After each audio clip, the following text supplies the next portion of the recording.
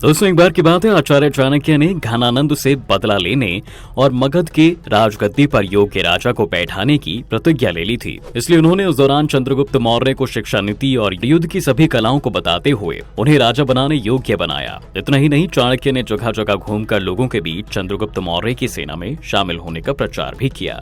फिर कुछ ही दिनों में बड़ी संख्या में लोगों ने सेना से जुड़ना शुरू कर दिया। जब पूरी तरह से एक अच्छी सेना तैयार हो गई तो चाणक्य ने चंद्रगुप्त की तरफ से मगध पर आक्रमण कर दिया, लेकिन मगध की शक्तिशाली सेना का मुकाबला वो ज्यादा देर तक नहीं कर पाए और इस तरह चाणक्य की ये योजना असफल हो गई। उस दौरान मगध की सेना का क्रोध 7वें आसमान पर था। तब किसी तरह आचार्य चाणक्य और चंद्रगुप्त मौर्य अपनी जान बचाकर वहां से निकले। उस समय वे दोनों भागते भागते एक कुटिया के पीछे जाकर छुप गए। वहां एक माँ अपने भूखे बच्चे के लिए खिचड़ी बना रही थी। जैसे ही उस बच्चे की माँ ने खिचड़ी बनाकर थाली में परोसा, बच्चे ने उसमें हाथ डाल दिया। क्योंकि खिचड़ी ज्यादा गर्म थी इसलिए उसका हाथ जल गया। तब उसकी माँ ने कहा, तू भी चाणक्य की तरह ही नासमझ और बेवकूफ है, सीधे बीच थाली में हाथ डाल दिया। अरे बेटा, किनारे का भाग ठंडा होता है, उसे खाना चाहिए था पहले। आचार्य चाणक्य ने जब ये सारी बातें सुनी तो उनके दिमाग में ये बात घूमने लगी कि मैंने भी ऐसा ही किया, इसलिए युद्ध से भागना पड़ा हमें।